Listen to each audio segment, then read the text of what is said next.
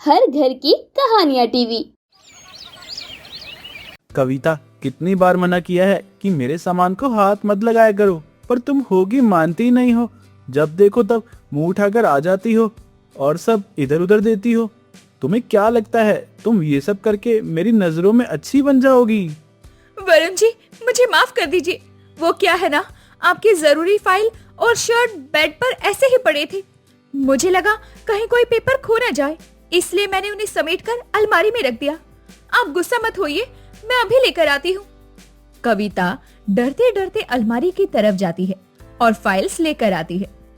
वरुण उसके हाथ से फाइल छीनता है और पैर पटकते हुए कमरे से बाहर निकल जाता है। कमरे के बाहर वरुण की छोटी बहन, देवर विवेक, देवरानी नेहा और सास शांति देवी खड़े होते हैं। वरुण सबको इग्नोर करके चला जाता है।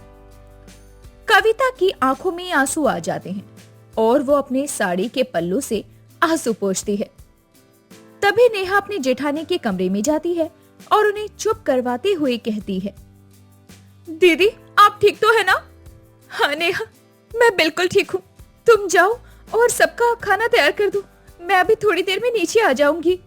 नेहा कुछ नहीं बोलती और चुपचाप वहां से चली जाती है। देखते ही देखते आज का पूरा दिन निकल जाता है। कविता किसी से कोई बात नहीं करती। अब रात का समय होता है। किचन में कविता और नेहा खाना बना रही होती है। नेहा अपनी जेठानी का मुरझाया हुआ चेहरा देखती है तो उससे रहा नहीं जाता। दीदी, मैं जब से इस घर में आई हूँ देख रही हूँ कि भैया हमेशा आप पर चिल्लाते रहते हैं। आप सुबह से रात तक मशीन की तरह काम करती हैं, सबका ख्याल रखती हैं, फिर भी वो आपसे सीधे मुंह बात क्यों नहीं करते? आखिर वजह क्या है? नेहा, इसके पीछे जो राज है उसे तुम ना ही जानो तो अच्छा है। वो एक ऐसा सच है जो सिर्फ दर्द देता है। पर क्यों दीदी? आखिर कब तक आप ये सब सहती रहेंगी? मैं आपकी छोटी बहन जैसी हूँ, क्या आप मुझ पर भरोसा नहीं कर सकती? मुझे बताइए कि आप दोनों के बीच ऐसी कौन सी बात है जो कभी खत्म नहीं होती? कविता एक लंबी सांस लेती है। उसे लगता है कि आज उसे नेहा को सब बता देना चाहिए ताकि उसका मन हल्का हो सके। हाँ, नेहा, दरअसल जब मेरी और वरुण की शादी हुई थी तब मैं बहुत खुश थी। मुझे लगा था मुझे बहुत प्यार करने वाला पति मिला है। पर शादी की पहली रात थी। कविता लाल जोड़े में सजी फूलों से महकते बिस्तर पर बैठी वरुण का इंतजार करती है। तभी वरुण कमरे में आता है, पर उसके चेहरे पर कोई खुशी नहीं होती। वो चुपचाप अलमारी से अपना तकिया और चादर उठाता है और सोफे पर जाने लगता है। वरुण जी, ये आप क्या कर रहे हैं? आप इस तरह से सोफे पर क्यों जा रहे हैं? क्या मुझसे कोई गलती हो गई है? देखो कविता, मैं ये बात पहले ही साफ कर देना चाहता हूँ, मुझे तुम में कोई इंटरेस्ट नहीं है। सच तो यह है कि मुझे तुम्हें देखने का भी मन नहीं करता। तुमसे शादी मैंने सिर्फ अपनी माँ की जिद की वजह से की है। माँ जी की जिद? मैं कुछ समझी नहीं। मैं पायल नाम की एक लड़की से प्यार करता हूँ और हम दोनों शादी करना चाहते थे, पर माँ को वो पसंद नहीं थी। माँ ने अपनी जान देने की धमकी दी, इसलिए मैंने मजबूरी में तुमसे शादी करी है। तुम इस घर की बहू तो बन गई हो, ये भूल जाना कि तुम्हें कभी मेरी पत्नी होने का हक मिलेगा। मेरा दिल में तुम्हारे लिए कभी कोई जगह नहीं होगी। वरुण की ये बातें सुनकर कविता के पैरों तले जमीन खिसक जाती है। वो उस वक्त कुछ नहीं बोलती और वो पूरी रात उस बिस्तर पर अकेले रोती रहती है। अगले दिन वो अपनी सास के पास जाती है। माँ जी, अगर वरुण को कोई और पसंद थी तो आपने मेरी जिंदगी क्यों खराब की? आपकी जिद ने हम तीनों की जिंदगी को बर्बाद कर दिया। बहू, तू फालतू बात मत कर। वो लड़की हमारे खानदान के लायक नहीं थी। मुझे पता था वरुण शुरू में गुस्सा करेगा, पर मुझे लगा था तू उसे अपनी सेवा से सुधार लेगी। तू बस चुपचाप अपना काम कर। कविता नेहा को ये सब बताते हुए फिर से रोने लगती है। नेहा को अपनी सास पर बहुत गुस्सा आता है। दीदी, ये तो सरासर गलत है। 5 साल हो गए, भैया अभी तक उसी पायल के पीछे पागल है। क्या उन्होंने एक बार भी आपकी तरफ नहीं देखा? नहीं नेहा, वो आज भी पायल की फोटो देखते हैं, उन्हें चैन की नींद नहीं आती। मुझे उनकी ये तड़प देखी नहीं जाती। मैं तड़प रही हूँ और वो भी। तो अब आप क्या करने वाली हैं? मैंने फैसला कर लिया है, मैं वरुण को उनकी खुशी दूंगी। मैं पायल को इस घर में लेकर आऊंगी। मैं खुद अपनी सौतन को इस घर में बसाऊंगी। नेहा ये सुनकर दंग रह जाती है। उसे लगता है कि कविता अपने होश खो बैठी है। दीदी, आप पागल हो गई हैं क्या? सौतन को घर लाना मतलब अपनी बर्बादी को दावत देना है। वो आएगी तो आपको धक्के मार कर निकाल देगी। जो घर कभी मेरा हुआ ही नहीं, उसे खोने का डर कैसा नेहा? कम से कम वरुण तो खुश रहेंगे। मैं उन्हें रोज ऑफिस से घर आते समय ऐसे दुखी नहीं देख सकती। कविता अपने कामों में लग जाती है। ऐसे ही समय गुजरता है और अब कविता चुपके से पायल का पता लगाती है। उसे पता चलता है कि पायल ने अभी तक शादी नहीं की है। ऐसे ही एक दिन कविता पायल के घर पहुंच जाती है, जिसे देख पायल कविता से कहती है, आप यहाँ क्यों आई हैं? आप तो वरुण की पत्नी है ना? हाँ पायल, मैं वरुण की पत्नी हूँ, पर सिर्फ नाम की। वरुण आज भी सिर्फ और सिर्फ तुमसे प्यार करते हैं। मैं तुम्हारी और वरुण की ये तड़प देख नहीं सकती। मैं चाहती हूँ कि तुम मेरे साथ हमारे घर चलो और वरुण की पत्नी बनकर रहो। पर आंटी, मुझे कभी स्वीकार नहीं करेगी। वो मुझसे बहुत नफरत करती है। मम्मी जी की जिम्मेदारी मेरी है, मैं उन्हें मना लूंगी। बस तुम मेरा साथ दो। पायल मान जाती है। कविता उसे लेकर घर आती है।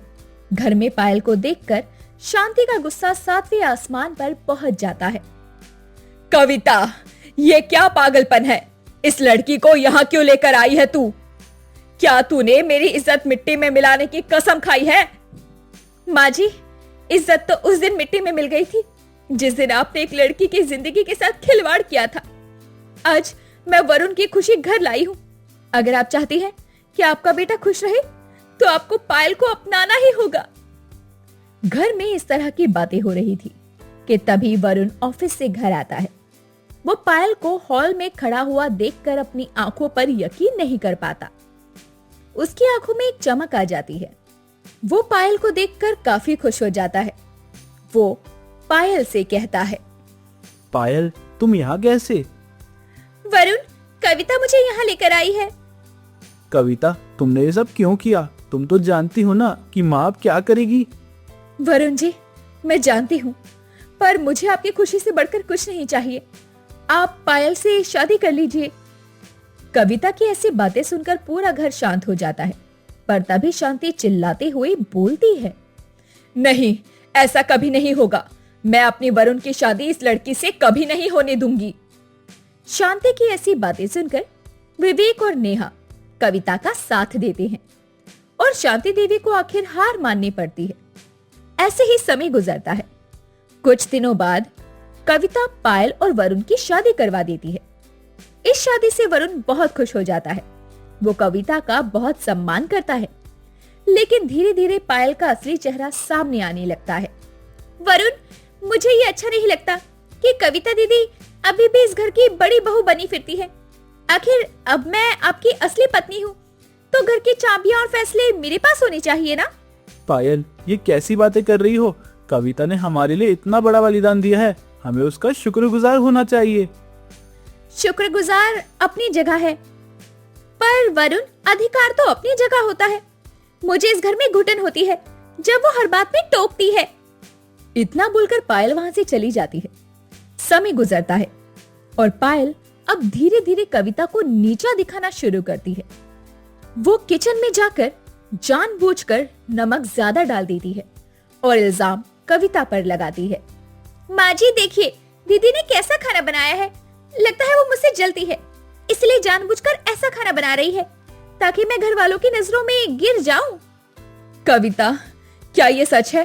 पहले तो तू खुद पायल को लेकर आई और अब तू ये सब करके उससे जलने लगी। नहीं माँ जी, मैंने ऐसा कुछ नहीं किया। ये खाना मैंने बिल्कुल सही बनाया था। तो क्या मैं झूठ बोल रही हूँ दीदी? आप क्यों इस तरह कर रही हो? मुझे तो समझ नहीं आ रहा कि आखिर आप चाहती क्या हो। और अपने कमरे में वो चली जाती है तो वहीं कविता को अपनी सास की डांट खानी पड़ती है। घर में कोई कुछ नहीं कहता। पायल रोज नए नए ड्रामे करती। वो वरुण को भी कविता के खिलाफ भड़काती है। ऐसे ही एक दिन वरुण गुस्से में कविता के पास आता है। कविता, मैंने सोचा था तुम बहुत महान हो, पर तुम तो पायल को ताने दे रही हो। अगर तुम उसे यहाँ लाई हो तो उसे चैन से रहने क्यों नहीं देती? क्या तुम्हें अब पछतावा हो रहा है? वरुण जी, आप मुझ पर शक कर रहे हैं? मैंने तो खुद अपना घर उसे सौंप दिया, मैं भला उसे ताना क्यों दूंगी? जहां एक तरफ कविता और वरुण के बीच में झगड़ा हो रहा था, तो वहीं दूर खड़ी नेहा ये सब देख रही होती है और उसे समझ आ जाता है कि पायल क्या कर रही है। वो पायल की असलियत सबके सामने लाने का एक प्लान बनाती है। एक दिन नेहा किचन में कैमरा छुपा देती है और इस बात से अनजान पायल जब किचन में जाती है और अपनी सहेली से फोन पर बात करती है, तो वो सब कुछ उस कैमरे में रिकॉर्ड हो जाता है। अरे यार, वरुण तो मेरी मुट्ठी में है, बस इस कविता को घर से निकालना है, फिर सारा घर और प्रॉपर्टी मेरी होगी। ये कविता खुद को बहुत महान समझती है ना, अब देखना मैं कैसे इसे धक्के मारकर निकालती हूँ। इस तरह पायल जब फोन रखती है और अपने कमरे में जाती है, तो वहीं नेहा उस कैमरे को निकालती है और उसकी वो वीडियो पूरे घर वालों के सामने चला देती है। ये सब देखकर वरुण के पैरों तले जमीन खिसक जाती है। उसे अपनी गलती का एहसास होता है। वो पायल को बुलाता है और उससे कहता है, पायल, तुमने ये सब क्या किया उस औरत के खिलाफ जिसने हमारे प्यार के लिए अपनी खुशियां कुर्बान कर दी? मुझे शर्म आती है कि मैंने तुम्हारे लिए कविता जैसी देवी पर शक किया। वरुण, मेरी बात तो सुनिए, वो रिकॉर्डिंग झूठी है। तुम चुप रहो, अपनी जुबान से कविता का नाम भी मत लेना। तुम इस वक्त इस घर से निकल जाओ। मुझे अब समझ आ गया है कि मेरी असली पत्नी और मेरी सबसे बड़ी ताकत सिर्फ कविता है। वरुण पायल को घर से निकाल देता है। वो रोते हुए कविता के पैरों में गिर जाता है। कविता, मुझे माफ कर दो, मैं प्यार के पीछे अंधा हो गया था, पर तुम्हारे सामने मेरा प्यार कुछ भी नहीं है। क्या तुम मुझे एक और मौका दोगी? क्या हम अपनी जिंदगी को एक नई शुरुआत दे सकते हैं? वरुण जी, मैंने आपको कभी गलत नहीं समझा। उठिए, आप मेरे पति हैं। इस तरह कविता की जिंदगी में सब कुछ ठीक हो जाता है। ना सिर्फ उसकी जिंदगी में, बल्कि अब उसके परिवार में भी शांति हो जाती है।